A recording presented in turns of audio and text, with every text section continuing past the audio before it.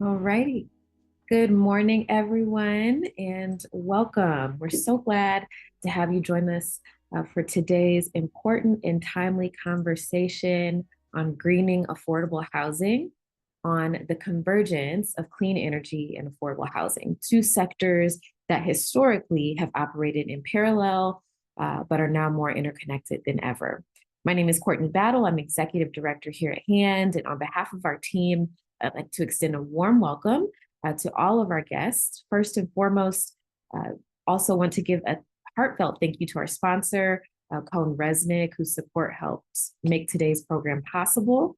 And we're just so deeply grateful to our esteemed panelists for sharing their time, their expertise, and insights on today's topic. As many of you know, recent legislation, and in particular, the Inflation Reduction Act and other Biden era programs have created a powerful intersection between clean energy and affordable housing. Key elements of this convergence include green retrofit funding, tax incentives, and other credits. In a moment when both the climate crisis and the housing shortage are becoming more urgent than ever, this convergence represents both a challenge and an extraordinary opportunity. Today's panel will dive into the wide range of funding sources available to support this work, from federal grants and tax credits to local utility incentives and private sector financing tools, providing practical insights for organizations ready to take the next step in this work. So thank you for being here. Thank you for your patience. I know we got started a few minutes late today, but we're so excited to have you here and really looking forward to a great conversation. And with that, we will go ahead and get started. I'll turn things over to Kristen Niver with Robinson and Cole and the rest of the panel. Thank you, Courtney, and thank you for that introduction. Yes, we're here to talk about the greening of affordable housing and the recent convergence of the two industries. As Courtney mentioned, I'm an attorney with the law firm of Robinson Cole. I've focused on affordable housing transactions my entire career, and prior to becoming an attorney, I was an urban planner, also with a focus on affordable housing policy and finance. And I've touched clean energy throughout my career, but in recent years, it's become a much bigger part of my practice. So I think I'll kick it over now then to Zach to introduce himself.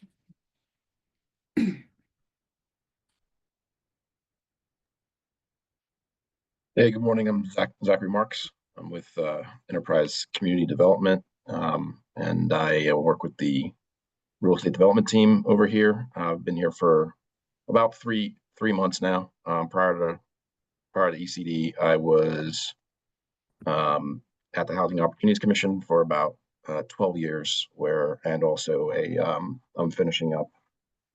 I don't know exactly how many years, but a really long time with the Montgomery County Green Bank as well as a board member. So pleased to be here today. Great. And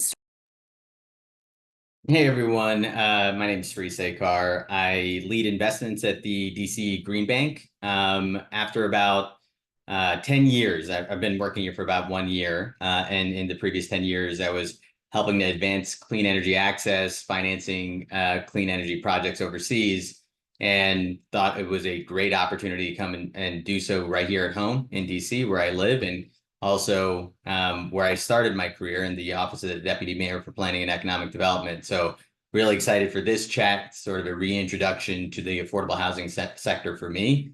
And over the past year, we've had some success investing in that space, particularly for green measures. So excited for this.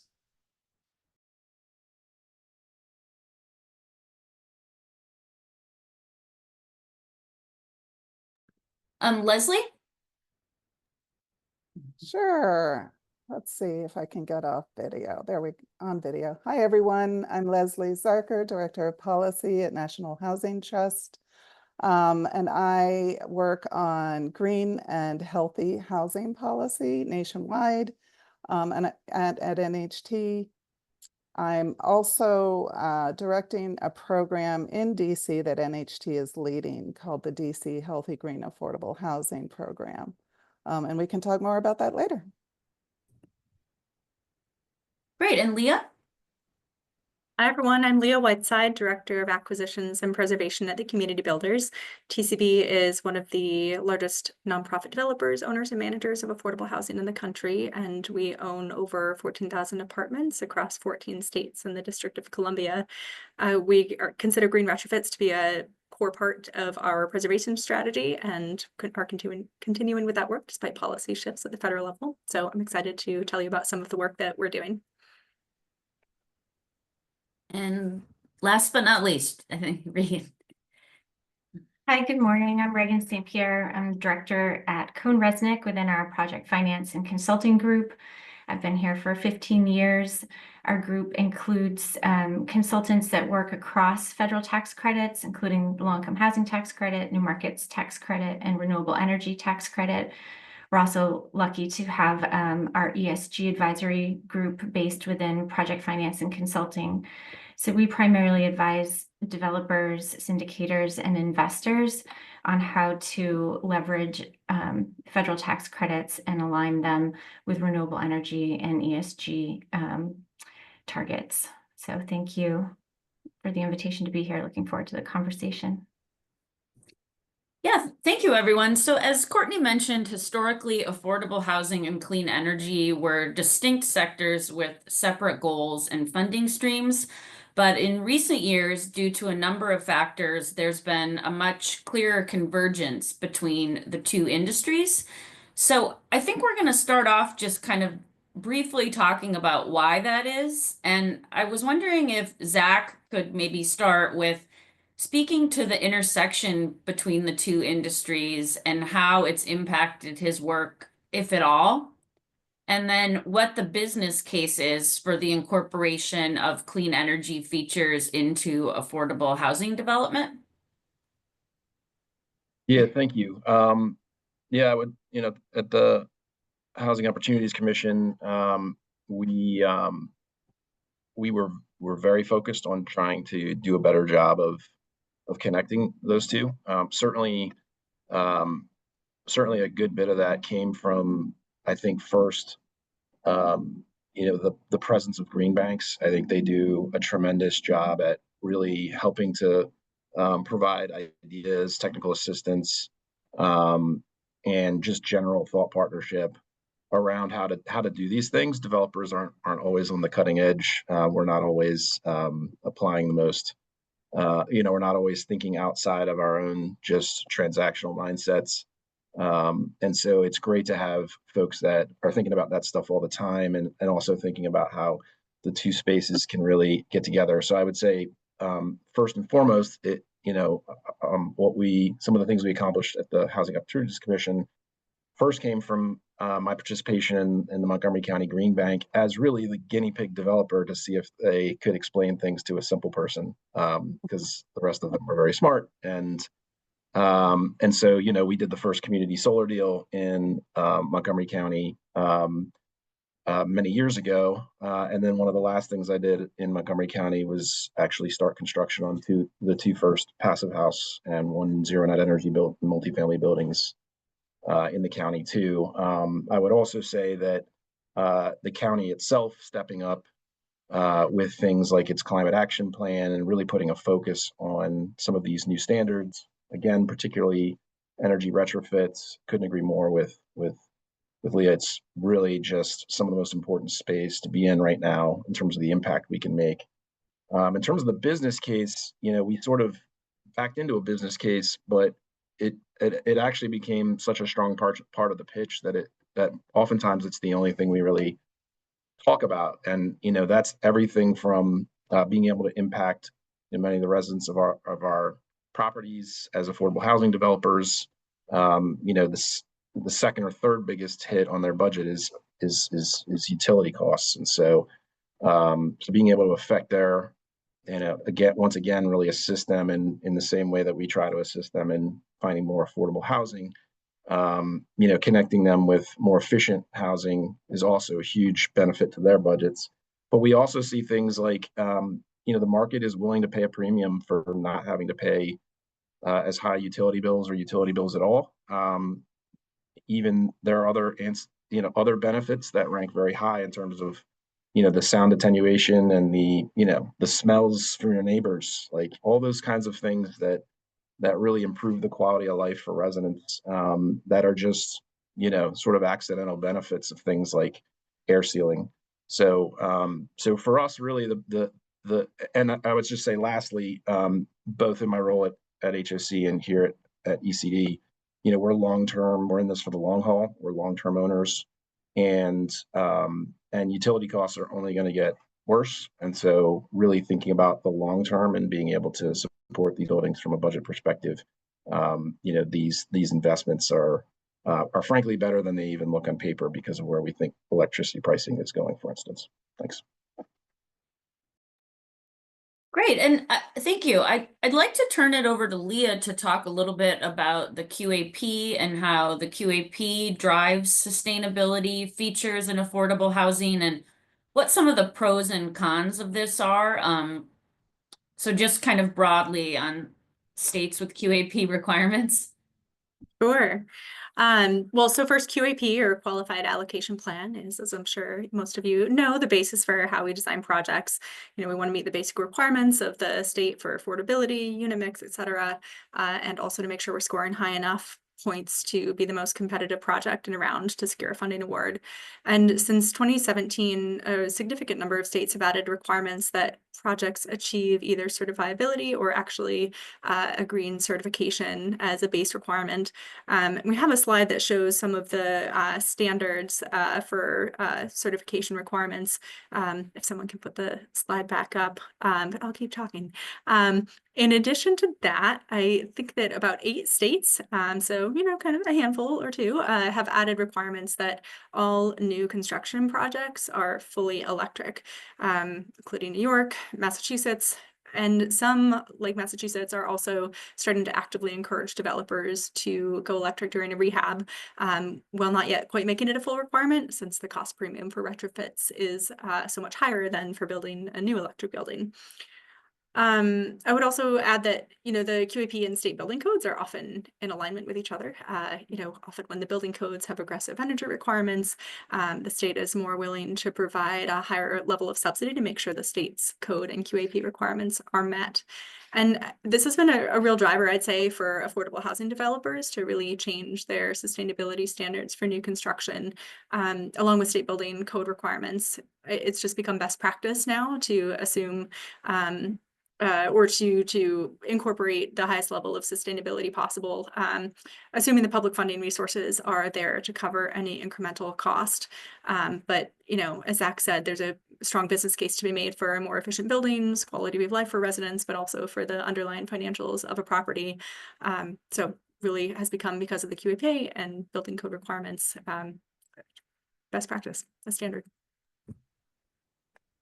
Great. And touching on building code requirements, I want to ask Leslie about BEPS in DC and what its role is, if other jurisdictions have something similar, and how local ordinances have compliance requirements that owners and developers need to meet. Sure thing. And I do have a slide on building performance standards if you guys want to shift over to that one. So building energy performance standards, cities, municipalities like DC and Montgomery County, and even whole states across the country, they are setting building performance standards, usually for energy and water efficiency, and also to reduce greenhouse gas emissions. And these basically require buildings to meet targets by specific deadlines over time. The targets are increased over time, and there's fines for non-compliance. There's generally different pathways building owners can take to achieve compliance. And there is more flexibility for affordable housing to take those different pathways than, say, commercial buildings. And there is a map. I think it's the next slide, actually, right after this one. Yep. There's a map here that shows the states and localities across the US that have passed a building performance law or have committed to passing one. And in DC has very ambitious climate goals, including reducing carbon emissions and energy consumption by 50% by 2032, and taking a phased-in approach to implementing all electric building code requirements for new construction that's intended to lead to carbon neutrality by 2045. And because buildings are the largest source of emissions in DC, BEPS is a core part of its carbon reduction strategy. So it requires multifamily buildings over 50,000 square feet to meet an Energy Star score of 66 by 2026. And then I think I have a note there in Maryland, multifamily buildings that are greater than 35,000 square feet are to reduce greenhouse gas emissions by 20% before 2030. And then the goal is to emit no on-site emissions by 2045. Thank you so much, Leslie. I want to ask Sri to talk very briefly about the Inflation Reduction Act and what very lightly are some of the Biden era programs that have contributed to the convergence of affordable housing and clean energy in the past year or two. Yeah, I might start by reflecting on what Leslie just presented on Sure. BEPS, Please do. because Please is- do. we are hyper local. We don't invest outside of DC, except in some circumstances that have yet to transpire. But BEPS has been one of the chief drivers of our investment opportunities that we see out there. So it just speaks to kind of the virtuous cycle of policy and durable policy generating investment opportunities. And without the investment opportunities and successful investments, it doesn't really speak well for the policy that was there in the first place. So just as, a little bit of a preview for the Green Bank stuff, over 2/3, or just about 2/3 rather, of our portfolio is in the green building sphere. And a lot of that is being driven by BEPS requirements in DC. So just something to keep in mind. And then moving over, so you mentioned kind of like what's driving kind of this investment opportunity. I would say some of this is local. And then another big one, and particularly the thing that is capitalizing us or is set to capitalize us quite a bit this in the coming weeks and months, is the Inflation Reduction Act. The Inflation Reduction Act, for those who know or don't know, and I assume there are sparingly few on the call, but it's about a more than $400 billion investment, pursuant to an omnibus legislation passed during the Biden administration. About $370 billion of those dollars went into energy security, I believe, is energy security and the installation and the direct outlay of climate change, addressing climate change in general. 27 billion of those dollars went into something known as the Greenhouse Gas Reduction Fund. And how that breaks up generally is a $7 billion Solar for All fund that DC Green Bank is going to be a sub-recipient of and help deploy in the district. So a lot of that goes to the installation of solar on site at affordable housing units, or just in general for community solar projects of the type that Zach mentioned. And then there are a couple of other programs as well. $14 billion went into the National Clean Investment Fund, and another $6 billion went into the Community Clean Investment Accelerator. The CCIA, that's kind of primarily targeted, or had been primarily targeted at CDFIs, or Community Development Financial Institutions, and NCIF really to these large consortiums of nonprofits, about 3 of them. So we're in a wait and see mode with those 2 programs, but Solar for All is ready to go. So I hope that's responsive. Very much so. So now we've moved from the why into the what, and this is one of the whats, but I'd like Leslie to just touch briefly on HUD GRRP, not to be confused with GGRF, and kind of what it is, what role it should have served, and Yeah, sure. Sure thing. And Tiana, there is a slide on the HUD GRP. I think it's after the one you just showed. So the HUD Green Resilient and let's see, where is it? It's two more. There you go. The Green and Resilient Retrofit Program. It's the only energy and carbon reduction program in the IRA specifically targeting multifamily affordable housing. And then specifically HUD-assisted project-based rental housing. It doesn't apply to public housing or to unsubsidized affordable housing. So the grants are, or forgivable loans in some cases have all been awarded. So the competitive application periods are closed.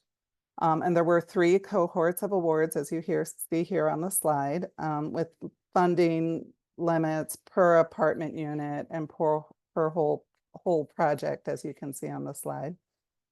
So just very briefly, Elements was intended for retrofit projects that already have a recapitalization event planned, and can fold these supplemental funds into the project for energy efficiency upgrades. The Leading Edge cohort is for property owners who commit to achieving a green building certification. So the owner is responsible for the project design and implements the work.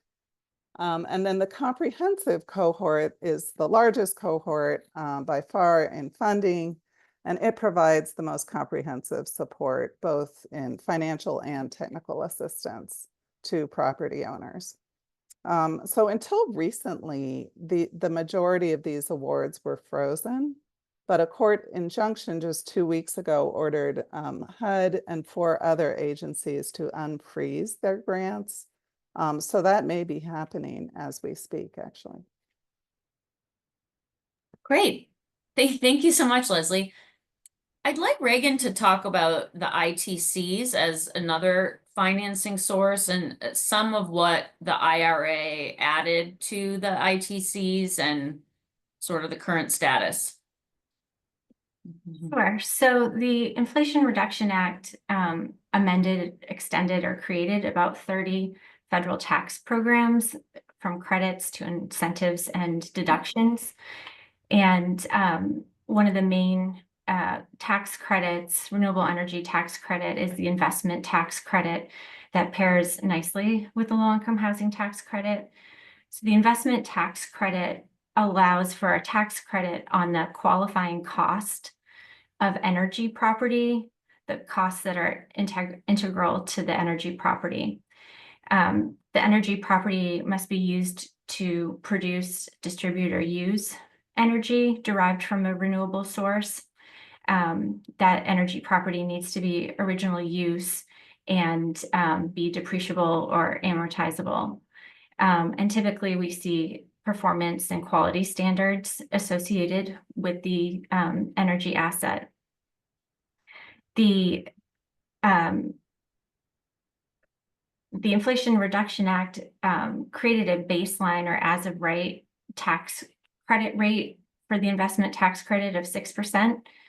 That baseline is increased to 30% as of right if the energy asset is less than 1 megawatt, which is what we would typically see in most LIHTC or affordable housing projects. From there, the credit can be increased under 2 adder or 3 adder programs. One is domestic content. Another is an energy community adder, and then which are both a 10% increase, assuming that there's prevailing wage associated with it. And then the third is the low-income adder, which is just for wind, solar, and associated storage. Domestic content and energy communities are as of right, whereas the low-income adder is a competitive application granted through the Department of Energy. I'll speak most specifically to the energy community and the low-income adder.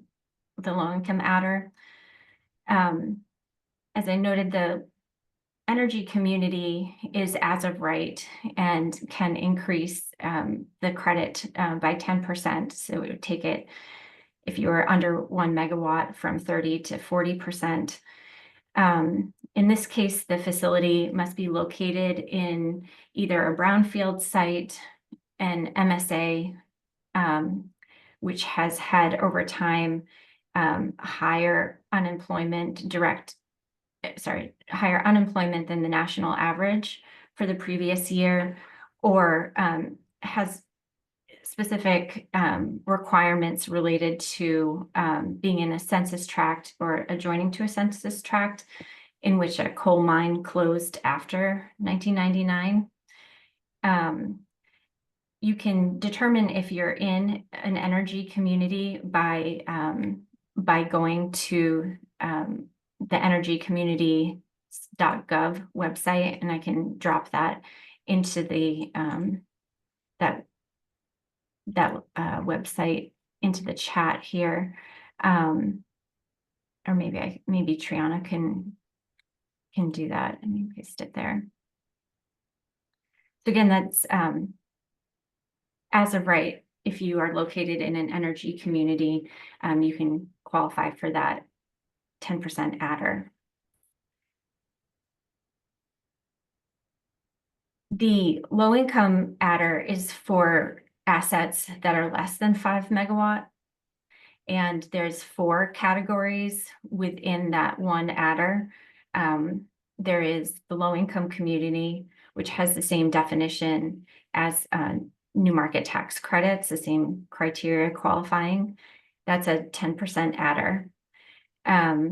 The next category is land that's designated by the federal government as tribal reservation, or land set apart by the federal government for a tribe's use. So it's typically referred to as the Indian land category. And that too is another 10% adder. The third is most applicable here, which is the qualified low-income residential building project. And that is actually a 20% adder, so that it could take your credit up from 30% to 50%.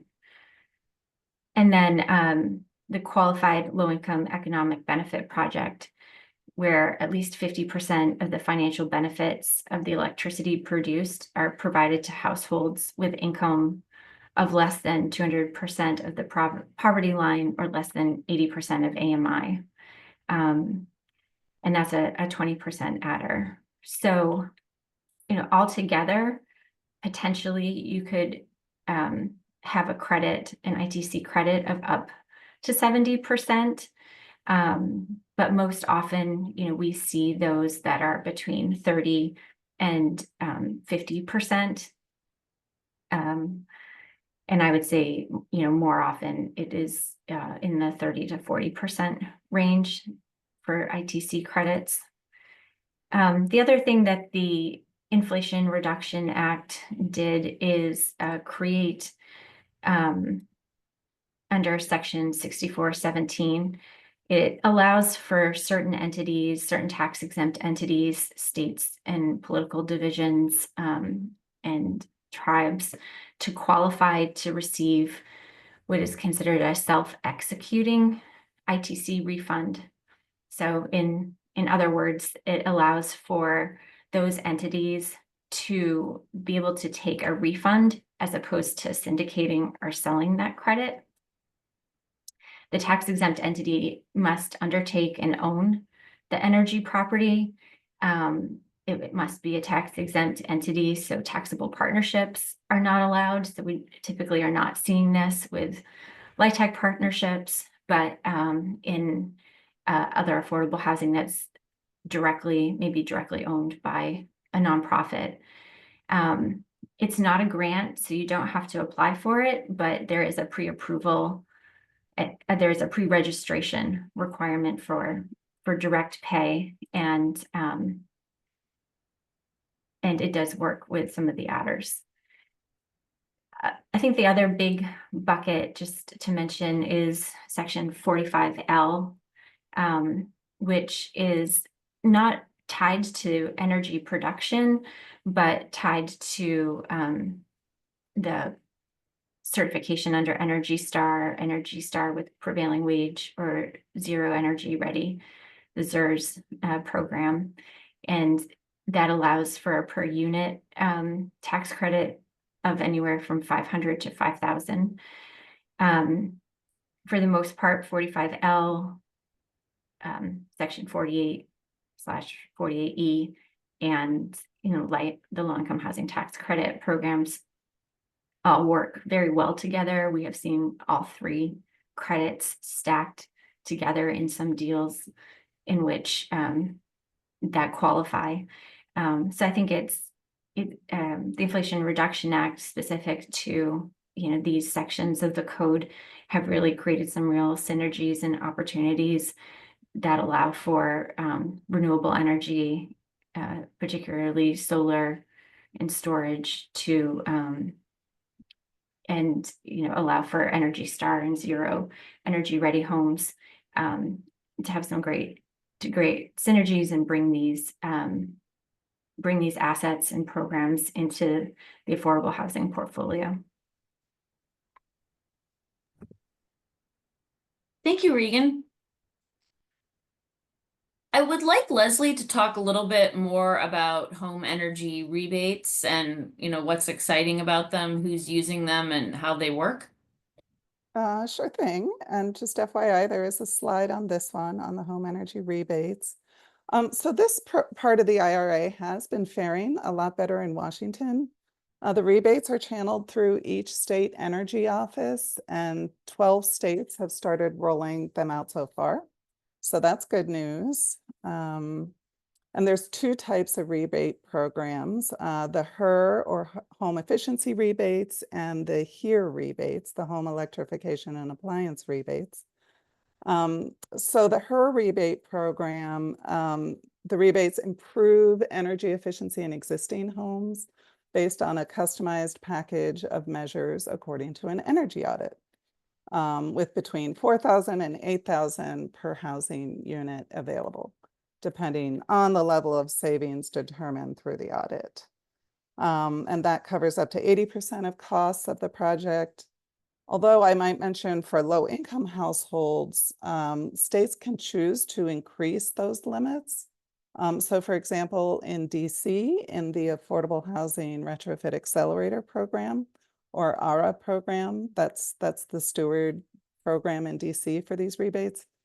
DC is providing up to $15,000 per unit for qualified projects that model at least 20% energy savings, and up to $30,000 potentially per apartment unit for projects that model over 35% energy savings. So really much deeper savings there.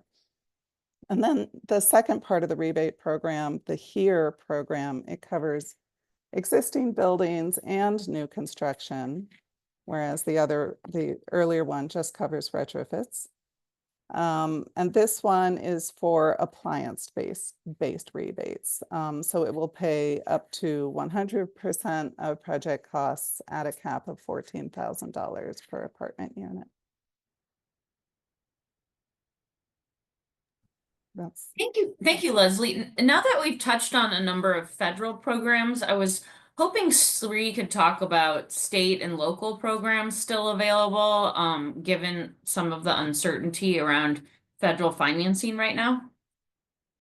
Yeah, happy to. Though I will say Leslie did steal some of my thunder with the rebates portion. I'm joking. That was very, very informative and part of what is available at the local level. As Leslie just talked about, those two rebate programs are still being executed by the local government, Department of Energy and Environment, and our DC Sustainable Energy Utility. Maybe zooming out very quickly, I'll just say one of the things that folks can take advantage of locally is, matter of fact, the DC Green Bank. We offer submarket loans for this type of activity, right? Improvements on existing buildings or new builds that are hoping to achieve energy efficiency targets. And that's a conversation that we have.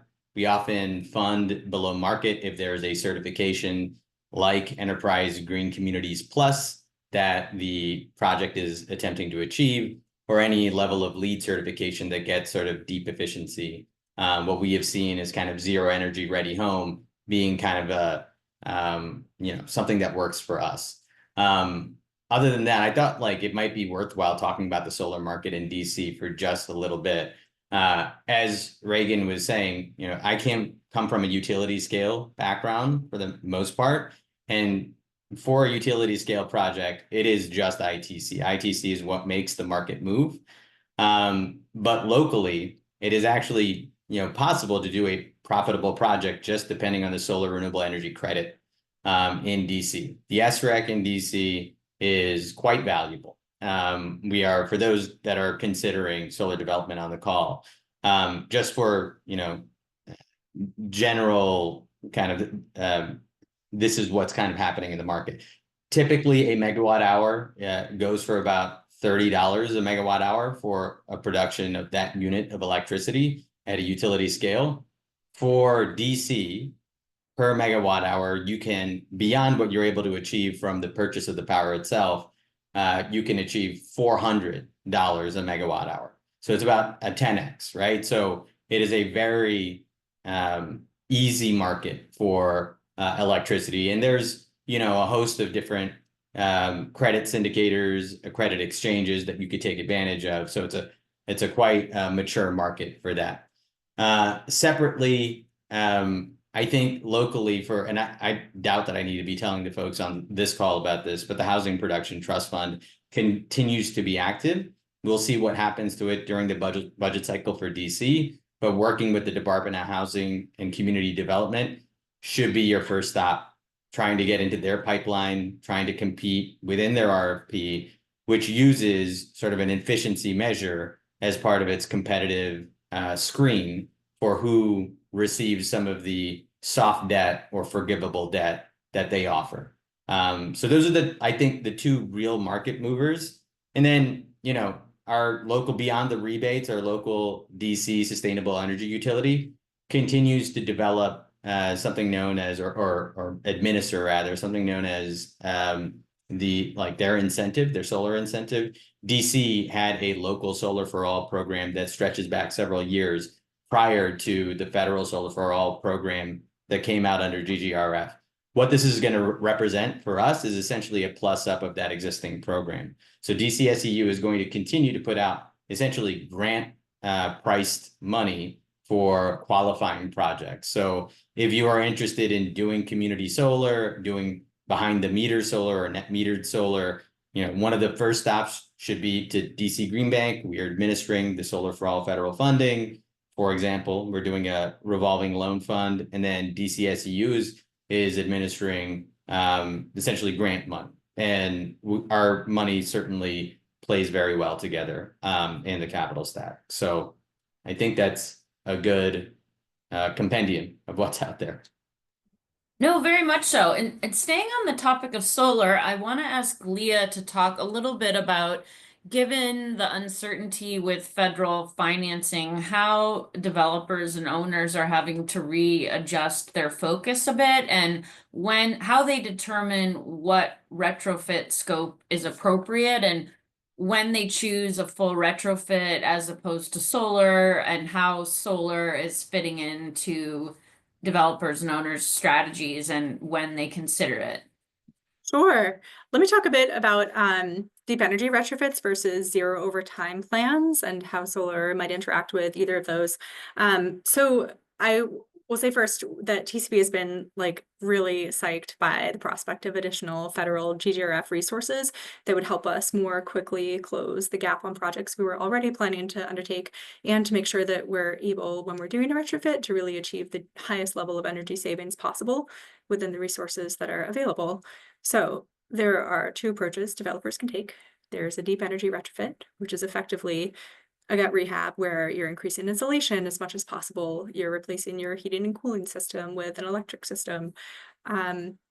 Versus zero over time, which is really basing the scope on the funding that's available currently and preparing perhaps for future electrification. So deep energy retrofits can be really complex and quite expensive. So they're usually more feasible when you're planning to undertake a larger resyndication where there's a larger volume of funding that you can leverage that enables you to undertake a deeper scope. Versus zero over time plans, I would say, are more common when resources are a bit more limited.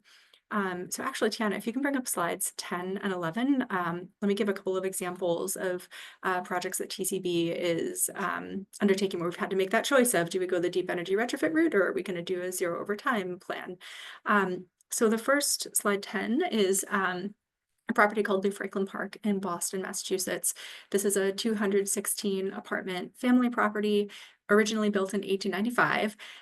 We've assembled here a $1.5 million grant funds, and we're working to assemble another $2.5 million. Our original plan was to do a deep energy retrofit to achieve 50% energy savings by electrifying 2 out of 15 buildings at this property. So just 65 out of the 219 units we identified as our highest energy user buildings, and thought, okay, we can do something about this with these grant funds.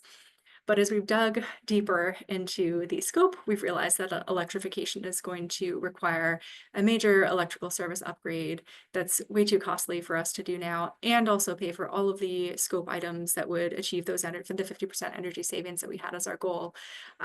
Additional insulation throughout, new windows, converting the baseboard heating that's provided through a central gas-fired boiler plant to heat pumps.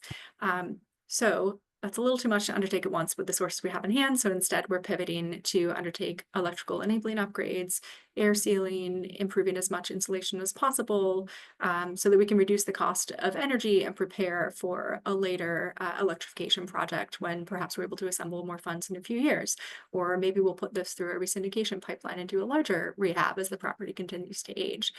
So this turned from a deep energy retrofit to a zero over time approach. We're doing it over time. I will say solar is an important component of this and all of the retrofit projects that we're doing. Solar paired with the air sealing and energy efficiency improvements we're making in a building really helps to reduce the cost of the electric energy that we're planning to use at the property when we're converting from gas to electric heating. And, Regan talked about the direct pay provision of the investment tax credit. That's been a huge tool for us that really changes how we think about solar and enables nonprofits like TCB to have 50% of the cost covered upfront rather than having to bring in an investor. For this property in particular, the compliance period is over. There's no investor anymore. We really don't want to bring in an investor to the property.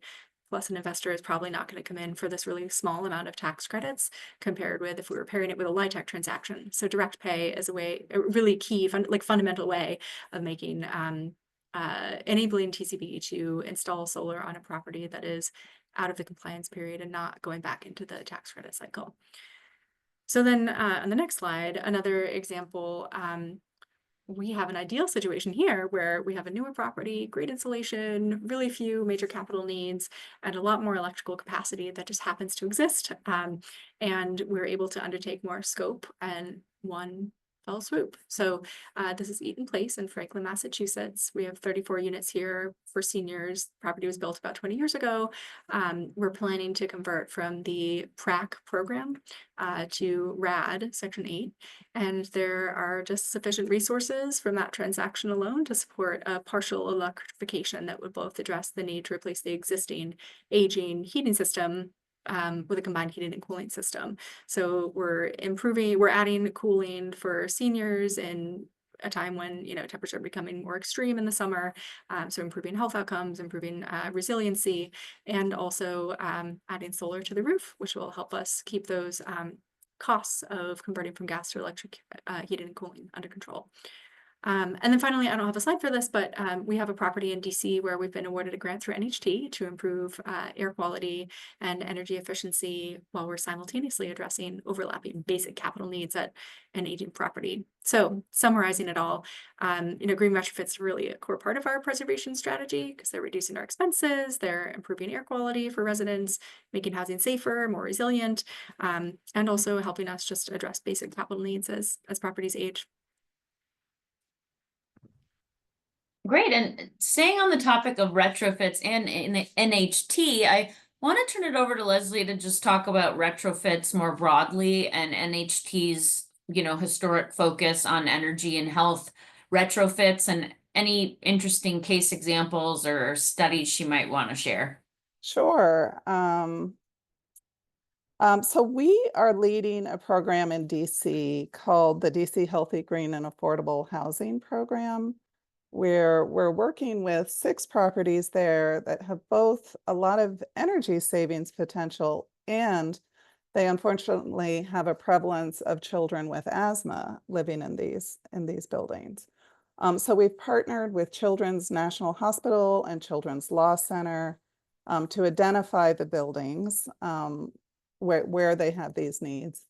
And our goal is to improve the indoor air quality of the properties, reduce allergens that trigger asthma, and also reduce the energy costs for families and for the property owners. So we've been developing scopes of work, highly focused on ventilation upgrades, insulation and air sealing, which has the dual benefit of both energy savings and moisture and humidity control, for example, where humidity and mold, for example, is a major asthma trigger. So really focused on that. For heating and cooling, we're also aiming to install heat pumps. They're not only far more energy efficient, but they bring reliable cooling that also reduces humidity and moisture in the summer. So we're providing deep technical and financial assistance to property owners. And we're working with owners to identify grants and provide grants in one case and financing through federal and local sources, working with philanthropy, working with the DC Green Bank, and others to braid and to stack resources. So we're also working with the Department of Energy and Environment on those home energy rebates so that we can weave those funds into these projects as well. And then I'll just mention that a core part of the program is to engage residents in the design and the development of these projects to understand their priorities and concerns with these kinds of retrofits. Thank you, Leslie. Staying on this topic, I'm hoping Zach can talk a little bit about his experience with Passive House and zero net energy. Yeah, If he wants. no, happy to do it.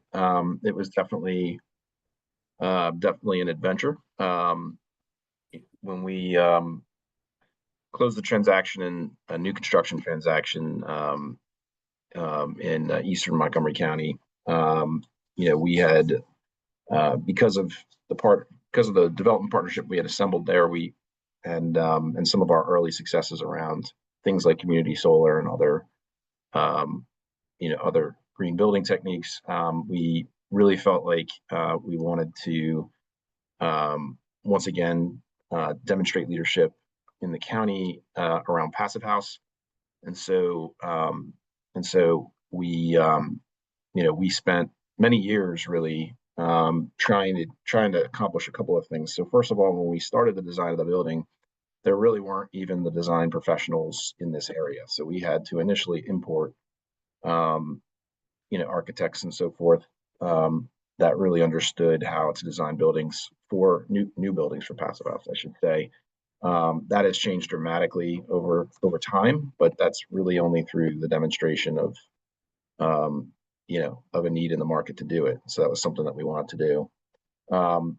The other thing that one of the other big lessons is that, oftentimes there's the sense that, adding these energy features is just quote unquote more expensive just in terms of upfront costs. And while we do find that that is to an extent the case, we think that one of the main reasons why this sort of analysis looks the way it does is because people tend to take, mostly or fully designed buildings and then just sort of try to like fit the energy efficiency into it, as opposed to designing the building from go, knowing the kinds of systems that you're going to use, the way in which, the most efficient ways to even design the units themselves, the buildings themselves, to best, the best implement Passive House. One of our other big focuses was also on the kinds of equipment that we were using. Some of our initial experiences with like VRF systems, for instance, was not particularly great.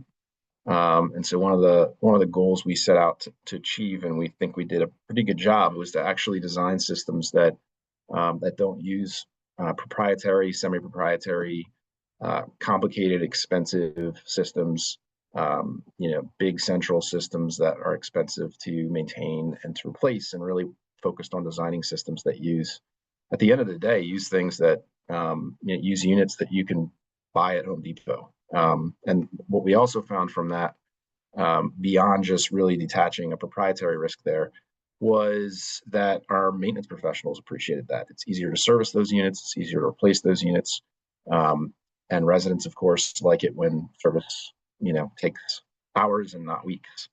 So, so I would say first and foremost, if there are developers that are really looking to get into the space, like, and understanding that you do want to assemble a team that understands these principles, that it's not design first and then figure out how to bolt this stuff on. It's really starting with laying out some of these MEP systems, and laying out the buildings in a way that, shortens runs, reduces penetrations. There are all kinds of different ideas like that, but you really have to be thinking about it from the beginning. You need a team that's willing to be iterative and recursive. And, you really have to establish those principles of, the simplicity in deployment. And so, we were very successful at the end of the day. It took a lot of extra time to sort of get there, but part of what we wanted to do was do that extra homework so that other folks could copy and skip all that part. And there are increasingly, projects that folks can go out and look and visit and see what kinds of best practices, were implemented there. And I would just say on the zero net energy front, we were really able to achieve that in one of the two buildings, perhaps for a less exciting reason, which is that we had a very large parking deck between the two, which to some extent is at cross purposes. But since that was something that we needed to do in that market, we just wrapped the whole deck in solar, and pointed it at one of the buildings, and were able to achieve that zero net energy that way. So the zero net energy part, frankly, is really just a combination of the sort of the Passive House best principles and practices with all the other kinds of approaches around solar and renewables that you've heard from the panel today. So I think the real core of it is just making sure that this is something you want to do from the outset, then that it really should drive your design process, as well as the professionals that you choose. Thank you, Zach. So I want to sort of turn to just the current state of clean energy and affordable housing, given that I'm sure everyone on this webinar reads the news and knows that federal funds are in flux and uncertain right now. So I was hoping maybe Zach, you could continue, or Leah could kind of tell us where you think the current opportunities are and where you see hope and optimism.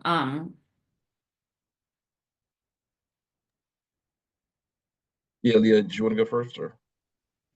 Sure. I'll say generally, the work I highlighted earlier that TCB is doing is funded entirely with non-GGRF resources, and states and municipalities are so far not backing away from their commitments to improve energy efficiency in their housing stock.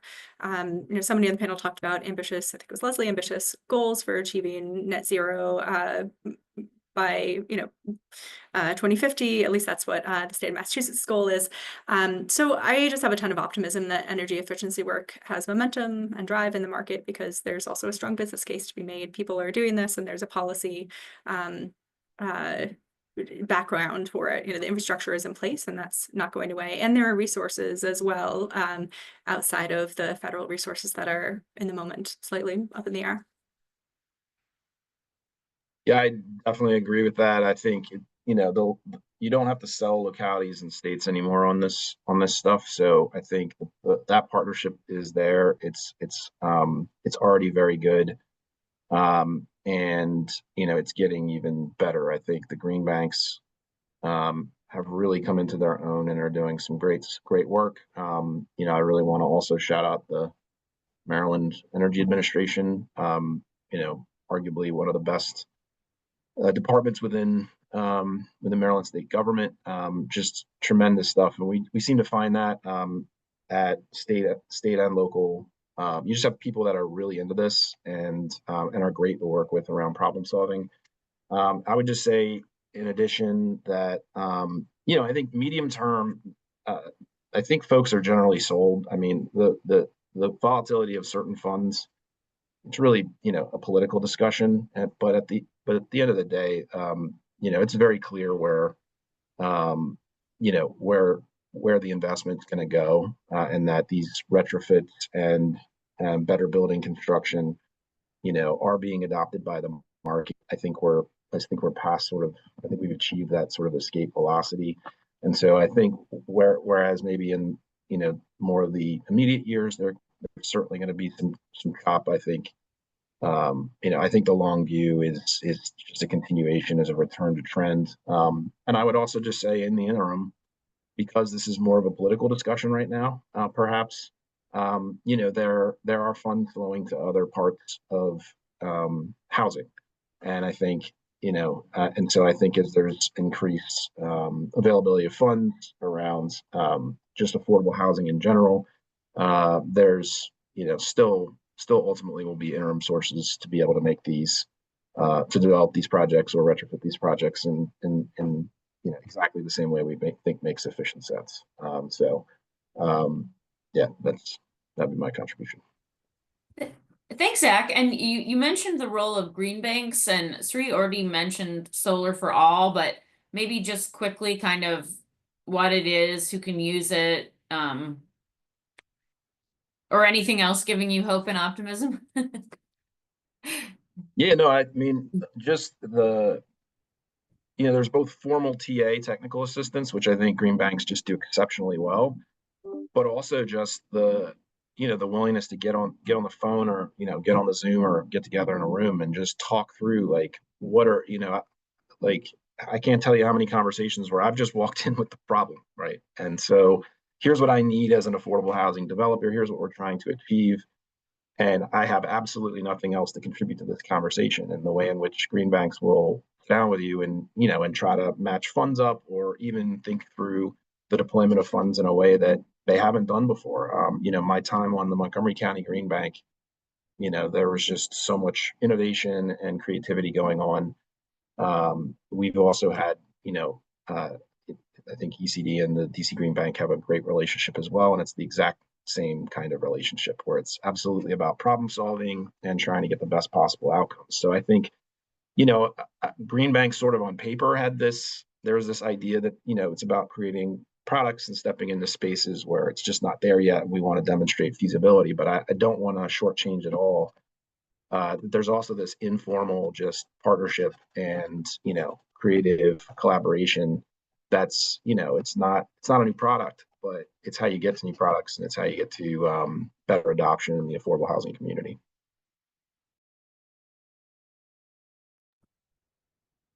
Thanks, Zach. And I don't know, Leslie, if you have any kind of thoughts on the hope or future of clean energy and affordable housing. Yeah, so certainly agree with what my fellow panelists are talking about here. And in terms of hope and optimism, I'm just going to plug those home energy rebates again. Again, 12 states are already rolling out their programs in one form or another. And because states have a lot of latitude to design their program within the IRA statute parameters, I'm hopeful that states are using that flexibility to really ramp up support for affordable housing. And in fact, there are several instances of states using the funds to prioritize upgrades in multifamily affordable housing. Two examples that come to mind are Maine, which is prioritizing 50% of the HER rebates are set aside for multifamily buildings to electrify their heating systems. And then Rhode Island will provide up to $16,000 per apartment for heat pump installations in low-income multifamily homes. So there's just a lot of example of that, really focusing, these states didn't have to focus particularly on multifamily. There were minimum set-asides for low income. A lot of them are going above and beyond those minimum set-asides. So I'm really encouraged about that.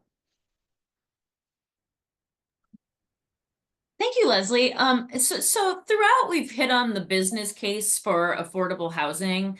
So I want to first turn it to Reagan to kind of provide a bird's eye view at the portfolio level of what percentage of LIHTC deals have energy assets and what kind of terms and conditions she's seeing in partnership agreements where there are energy assets involved, how syndicators are responding to clean energy, and if that response or appetite has changed at all in the past few months. So kind of zooming out for a minute. Sure. I think since the Inflation Reduction Act was enacted, and once we saw some firm guidance from the IRS that came out throughout the course of 2023, more and more we're seeing LIHTC projects with that contemplate an energy asset. In addition to working on financial modeling of LIHTC projects at CohnReznick, we also provide due diligence services to investors and syndicators. So we'll review roughly 60% of a fund offering. And so with that in mind, that sort of sample size, within that sample size, we see about 25% of the deals, 1 in 4 transactions, having an energy credit component, which is a significant increase compared to, pre-Inflation Reduction Act activities. I would say that the transactions are concentrated in specific states or specific geographic concentrations, states that are maybe a little ahead of the curve in terms of climate finance. They may have a green bank, they may have a state climate action plan, they may have green initiatives that are being championed by their housing finance agencies, and certainly the Mid-Atlantic, DC, Maryland, and Virginia are no exception.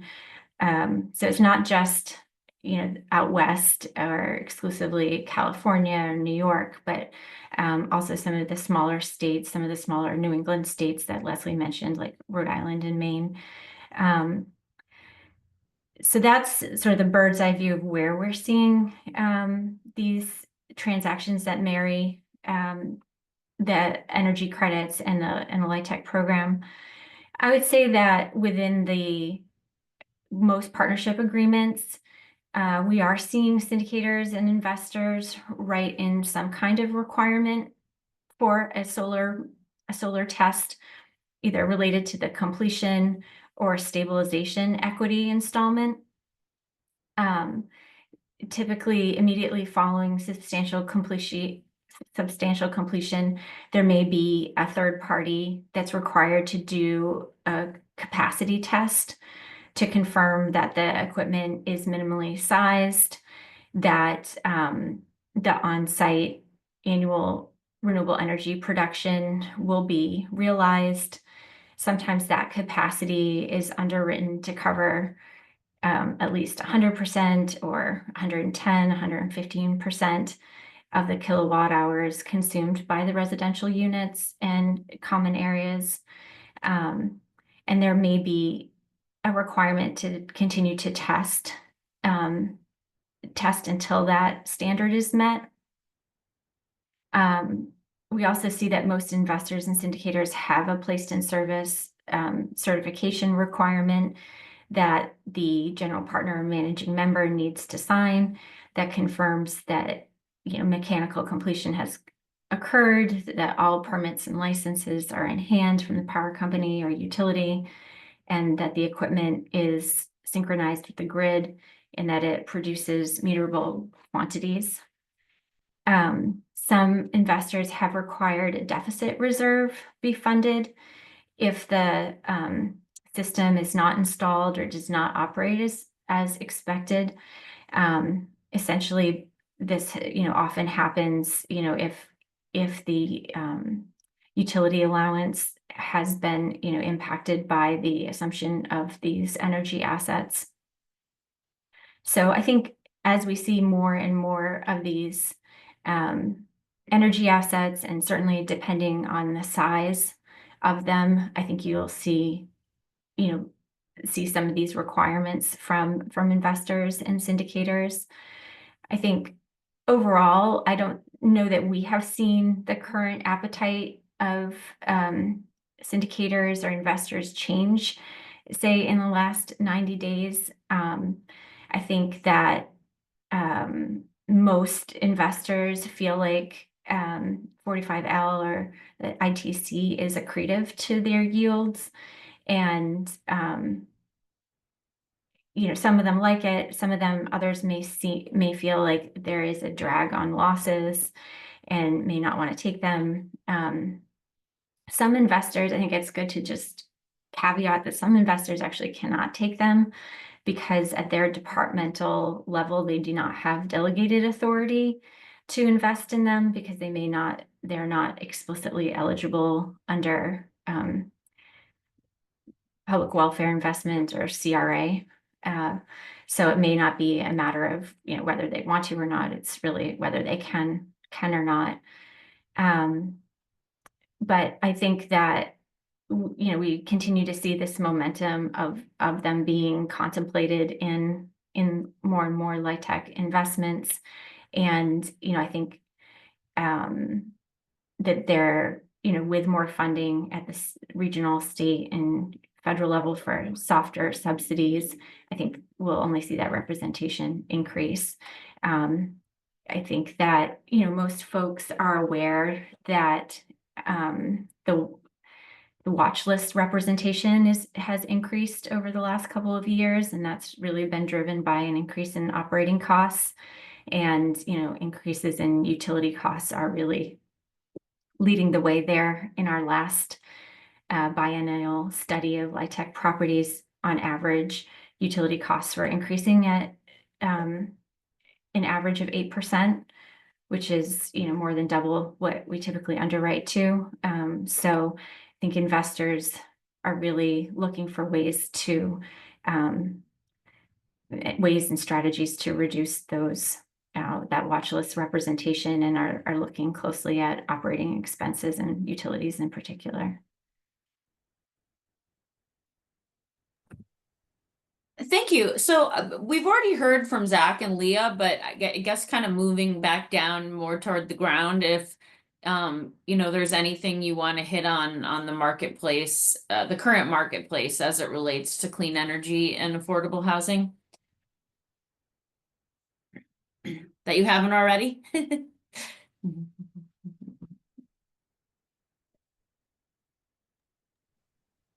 No, I mean, I think we've covered it.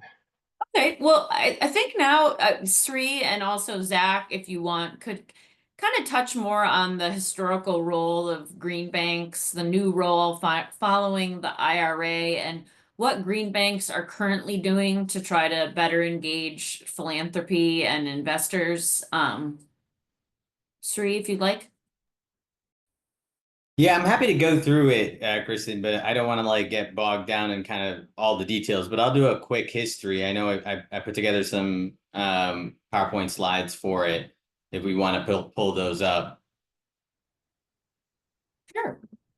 Yeah, if you just want to advance the slide, thank you, Triana. And this is just like a brief background. And what I will say in kind of providing this, we'll go back one slide, apologies. What I'll say is that green banks aren't a monolith. I'll kind of point your attention to the top right of the slide where it says there's approximately 50 green banks across the United States or green bank adjacent institutions. I can speak for how DC Green Bank has been formulated, and we are essentially a instrumentality of the District of Columbia, which makes us sort of a legal or quasi-legal government entity. And we have been, when we were formed in 2018, we were the recipient of a 5-year sort of commitment from the DC Council for funding at $20 million a year. More recently, that has come down to $7 million. But what that has given us the charge to do is go out and expand and diversify where we get our sources of income from to deploy. So just very quickly, and the entire green bank movement, and I'll look to Zach if I get any of this wrong, feel free to correct me, but kind of dates back to 2009, the first Obama term, where then Representative Chris Van Hollen had come up with this sort of legislation along with a lot of Democratic support for a national green bank, doing the type of sort of energy retrofits that we've been talking about, or home electrifications, or affordable housing, multifamily electrifications. That wasn't successful. There are a number of initiatives that were happening around the 2009 time period. Those might recall there was a bit of a financial crisis then. So this momentum stalled out, but what happened in its wake is sort of a lot of local level momentum. And into that mix came a lot of the green banks that operate out of some of the larger states, including New York and California. It's actually the California Infrastructure Bank, and New York does kind of large scale across the state. But then there were other sort of municipal level, DC being among the first, green banks that formed, essentially to figure out ways, as Zach was describing early on, to provide access to climate investments that were originally sort of thought of as dilutive to an affordable housing or any kind of investment in a market. And kind of one of our measures or metrics of success is our leverage ratio. So green banks wide, I think we boast that we've leveraged sort of, we've spent 2.6 billion and crowded in, more than 7. And that's a 2022 number, and we're looking to expand upon that. For us through FY23. We've had an 8x leverage. So when we play a sort of gap filling role, right? So in some LIHTC deals, we've done quite a few in the last year or so, I think about 7 or 8, we're, kind of providing the knockout capital to cheapen or to make more affordable the development or the retrofit. We can advance one slide. These are our kind of 4 areas or sectors that we focus on. As I mentioned before, green buildings represent about 2/3 of our portfolio. We just received approval from our board for our first clean transportation deal. We have an active stormwater management sort of investment pipeline that has historically been what has made that attractive to us is the local stormwater retention credit policy. We've now received quite a bit of federal money that we are managing to do things like stormwater management in the affordable housing space, and I'll get into a little bit of that later. And then probably about the other third, a little less than a third of our portfolio is investments in solar, particularly community solar in DC. Let's advance one slide.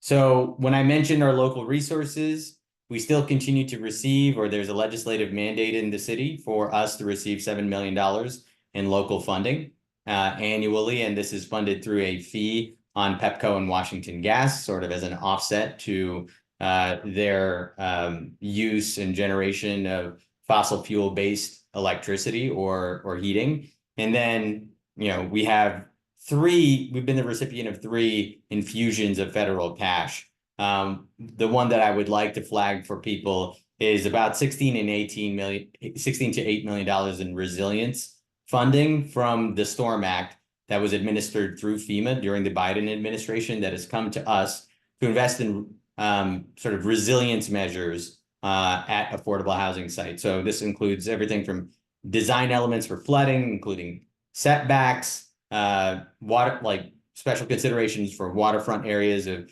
seawalls need to be built, or any protections for extreme heat. So there's an intended use plan. There's sort of 40 different eligible costs, and they're not prescriptive, but they sort of are directionally where we can invest. And then we have from the U.S. Department of Energy about $4.4 million of energy efficiency money to spend. But it has to go towards retrofits that are already in the DHCD pipeline for their sources of funding.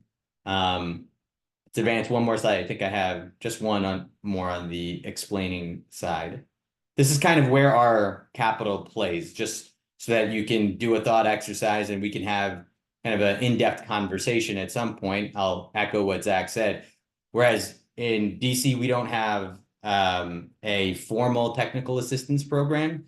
I would say all of our loan officers, including yours truly, are able to have a conversation that could advance kind of your thought process when you're doing the development. So the type of the 4 areas or parts of the capital structure we play in include we've provided credit enhancements like loan loss reserves before. We've participated in the pre-development side, so we've provided pre-development loans and then provided our own sort of takeout and then came into the permanent structure. We do construction bridge loans, particularly for ITC that Reagan was talking about before, but also for LIHTC. And then construction to permanent loans, we do have some appetite to stay in long-term in a deal. Typically, we take a sub-debt position. So hopefully this is a little bit helpful in your thinking through how to work with at least our green bank. And I think that might be it. Maybe there's one slide after this. I would doubt it. But maybe to answer Kristen's question about how we are, approaching philanthropies right now, we view there, at least I view there to be, and I think it's a view shared by many, an opportunity. So with every sort of setback with federal funding and a void left, I think there's an opportunity to come into this void. But I think what we have to do increasingly is sharpen our language around how climate and investing in climate sort of improvements, technology, or improvements that address the overall climate change issue, whether on the adaptation side or mitigation side. So mitigation, think energy efficiency, adaptation, think through the resilience measures I just mentioned.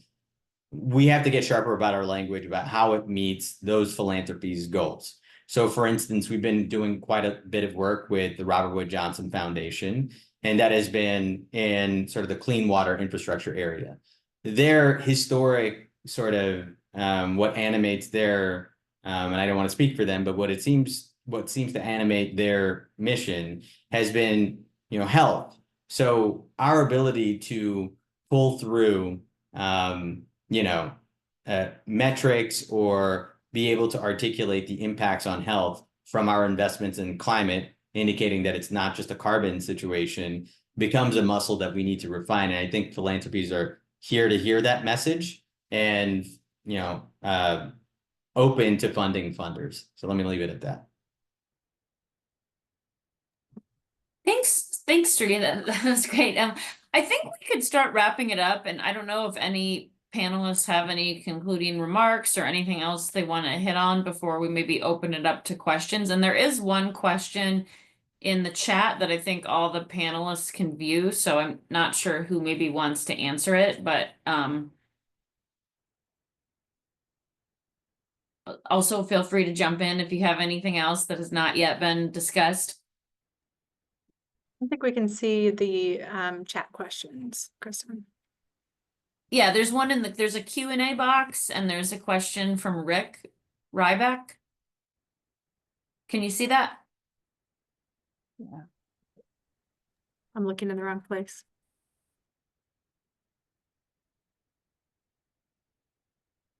Can you read it out loud? Of course. He says property owners invest money in energy saving improvements and expect utility savings to pay off these investments over time. Unfortunately, because these investments increase the value of buildings, these investments lead to higher property taxes that extend the payoff point further into the future, perhaps making these investments uneconomical. Some communities rectify this perversity by reducing the tax rate applied to privately created building values. The lower rate applied to buildings makes them cheaper to construct, improve, and maintain over their useful lives. Surprisingly, the higher rate applied to land values keeps land prices more affordable by reducing the profits from land speculation. Thus, without any new spending or any loss of revenue, this tax shift can make both buildings and land more affordable while encouraging energy saving improvements and infill. Are speakers familiar with this approach?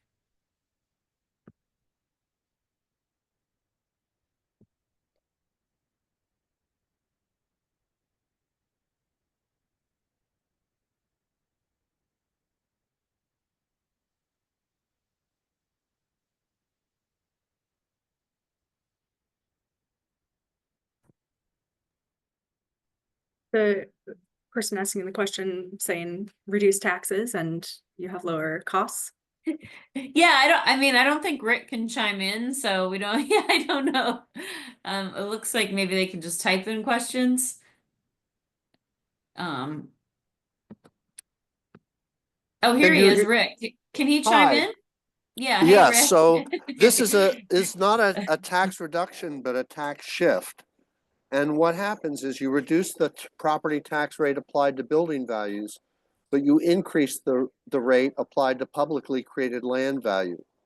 The lower rate on buildings makes them cheaper to construct, improve, and maintain, while the tax on land actually tends to keep land prices down because it reduces the profits from land speculation. So not only does this make energy saving improvements more affordable, particularly in terms of long-term costs of maintenance, it also encourages infill development on urban infill sites. And by doing that, it reduces urban sprawl, which is a major contributor to climate change. So there's a real double whammy there for both affordability and environmental improvement. And this technique has been used successfully in about 20 Pennsylvania communities. It's been used in both rural and urban places, but most people have never heard about it. So I was just wondering if you'd heard about it, or if perhaps I could provide some information about it. I could drop a link. I can't use the chat, but I could drop a link in the Q&A box if that would be helpful to the panelists. That would be great, Rick. I was gonna say, if we want to learn more, I guess, where should we look? Or is I'll this drop- known as, is this called the tax shift? You put that in quotes, so. A lot of people refer to this as land value taxation. Okay. And I don't do that because if you tell people you can solve a problem with a land value tax, all that people hear is, oh, you can solve this problem with a tax. And I know two things. I hate taxes, and taxes are bad for the economy. Now, you can rebut that problem by telling people, well, you're already paying a land value tax. It's embedded in the property tax.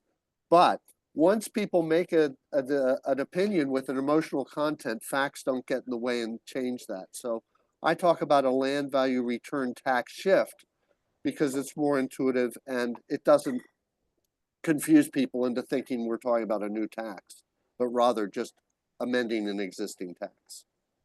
Rick, can you tell us where some of the jurisdictions that have implemented this? Right. Well, Pittsburgh used this from 1913 until the year 2000 when they dropped it for political reasons. Harrisburg, Pennsylvania, which is the state capital, introduced this in 1975. And at that time, because of white flight and Hurricane Agnes, which caused the Susquehanna River to flood, Harrisburg had about 5,000 vacant and boarded up properties in its downtown. Over the next 15 years, they reduced the number of vacant and boarded up properties from 5,000 to just a few hundred. And it really turned the city around. And so, and then I mean, there was in California, the irrigation districts, which were created in the late 1800s, originally were funded based on water usage. In other words, when the canal went by your property, a little wheel would spin when you opened the gate. And they thought, well, that's a fair way to charge for the water. But what they found shortly afterwards was that people who owned land next to the canal had become millionaires and were not giving a penny to the irrigation district. Why? Because they weren't doing any farming, they weren't withdrawing any water. So they amended the law to require adjacent landowners to pay not only based on water usage, but based on the land value uplift. That brought a lot of money back to the irrigation district, and it forced people who owned that land to farm it. And that land has become the most intensively cultivated land in the country. So it works in both an urban and a rural environment. And unfortunately, most people have never heard about it. I'll put a link to an article about it in the Q&A box. And Rick, I hope that that link has those case studies that you just mentioned. If not, you can go to my website, which is justeconomicsllc.com, and you'll see an array of legal scholar articles and more accessible articles and case studies in the whole bit.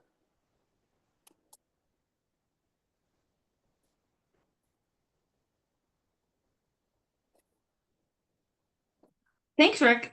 I think I can take the second question from Brian. What, if any, concerns related to the current administration clawing back investments and grant monies? So of course we knew we would get that question, and we were prepared to get it. And I think what we can say is that so far, court rulings have been favorable. Of course, there's still a lot of uncertainty, and developers and owners that had deals with funds that are currently frozen, those deals are either on hold or the deal is having to be reworked to sort of plug that gap. But I think in our prep calls and discussions, I think everyone on this panel is optimistic. And it's really been so far so good, and it's just a bit of wait and see. So, and as Leslie noted, there has been some favorable decisions related to HUD GRRP. I think that's kind of all we can say about that. And as we've really touched on, there's still a lot of drivers in the marketplace and sources of funds available. And I don't think any of us think the infrastructure or the industry is going away. So,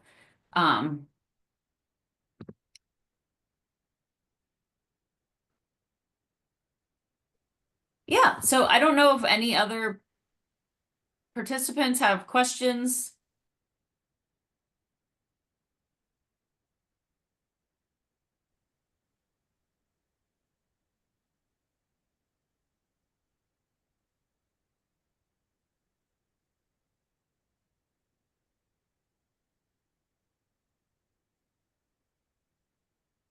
Any concluding remarks or things that you didn't get to talk about, or?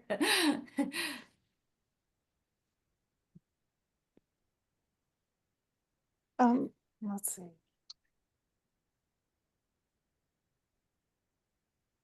I was just making sure I was off mute. I'm just feeling really hopeful, hearing from my fellow panelists, from Shri about just the blossoming of green banks across the US.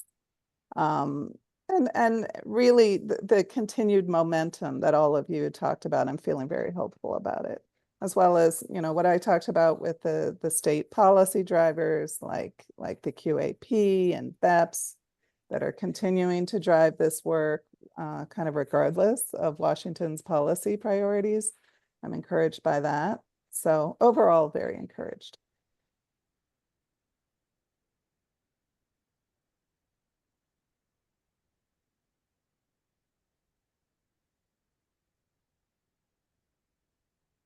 Maybe I just might add one more thing here.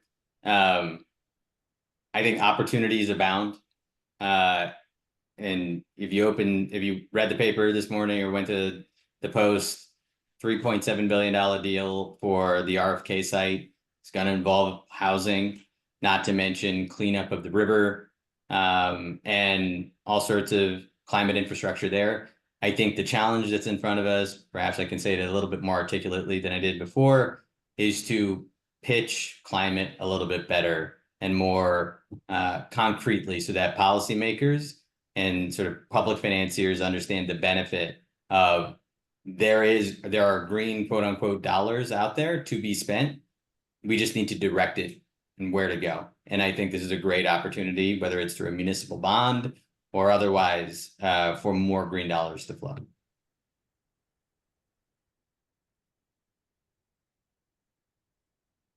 And I guess related to Brian's question, Sri, on one of our prep calls, you mentioned that some of the federal pushback has actually led to more momentum from the private sector. And as I flagged, I think the New York State Pension Fund just committed billions of dollars to climate-focused investment. And so if you have anything to say about that, how it's perhaps rather than deterred, it's actually mobilized the private sector.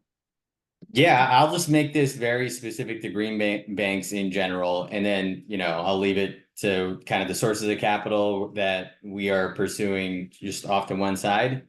One example of what, where this, where folks are coalescing is among green banks. I mentioned that there are around 50 that have been generated in the last, less than 10 years. We've formed together, right? There's now a USGB 50. We have a site for it. We have an executive director, and we're approaching potential funders en masse, as opposed to individual that might promote sort of a race to the bottom. So the more we can aggregate and show scale, I think the more receptive the conversations we've been participating have been. So that is just one thing that I'll say. So as we pursue kind of the philanthropies and sort of the philanthropic funds that are a group of philanthropies, there have been more and more interest. They're more receptive the more that we aggregate and approach the market together.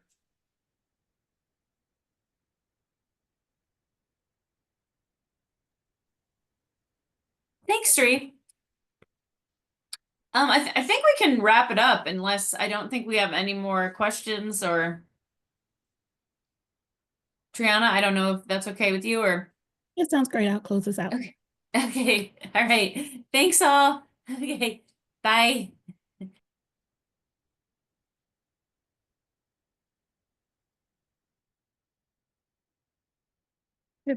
Good afternoon, everyone. My name is Tiana Overton, and I'm the Membership and Operations Director here at HAND.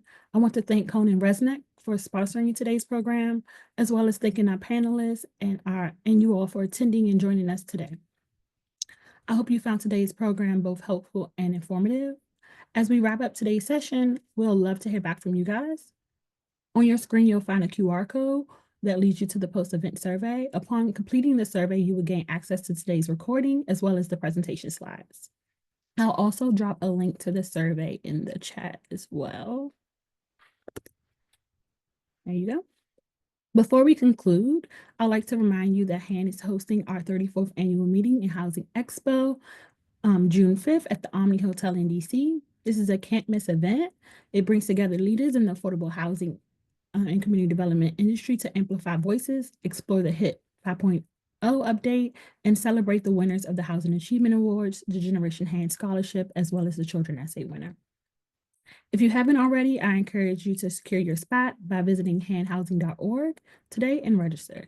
Thank you again, and we look forward to seeing you guys in June.